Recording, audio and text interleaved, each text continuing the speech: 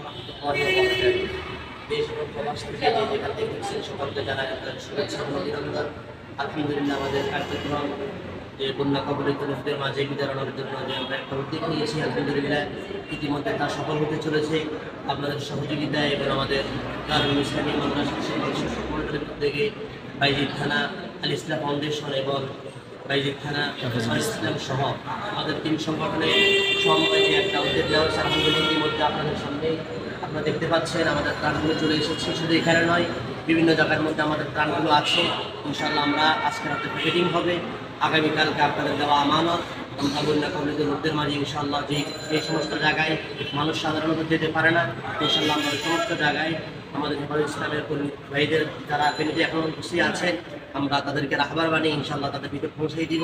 প্রত্যেকের প্রতি দোয়া কামনা করি এবং যারা সহযোগিতা করেছেন আল্লাহ তাআলা প্রত্যেককে দুনিয়া এবং আখিরাতে বৈজাহানে উত্তম জাযা দান করুন। আমিন। আসসালামু আলাইকুম ওয়া রাহমাতুল্লাহি ওয়া বারাকাতুহু।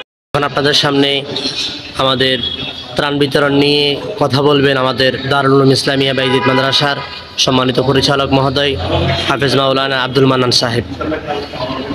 আলহামদুলিল্লাহ, আল্লাহ তাআলার মেহেরবানিতে আপনাদের সার্বিক সহযোগিতার মাধ্যমে আমরা এই ত্রাণ কার্যক্রম পরিচালনা করে আসতেছি। ইনশাআল্লাহ আমাদের দারুল উলুম ইসলামিয়া মাদ্রাসা বাইজিদের সকল শিক্ষক মণ্ডলী, গার্ডিয়ান, ছাত্র ছাত্রীরা মিলে এবং আল ইসলাম ফাউন্ডেশনের সকল সদস্যগণ এবং সর্বোপরি আমাদের হেফাজত ইসলাম বাইজিদ থানা শাখার সকল কর্মীদের সকল দায়িত্বশীলদের উদ্যোগে আজকের এই আয়োজন। ইনশাআল্লাহ আমরা আগামীকাল সকালে এই ত্রাণের বহন নিয়ে আমরা ফেনীর উদ্দেশ্যে রওনা করব এবং ফেনীতে যারা সত্যিকার অর্থে অসহায় বন্যাজনিত সকলের কাছে আমরা এই ত্রাণ ইনশাআল্লাহ প্রত্যেকের হাতে হাতে পৌঁছে দিতে পারি। এই জন্য সকলের কাছে দোয়া চাই।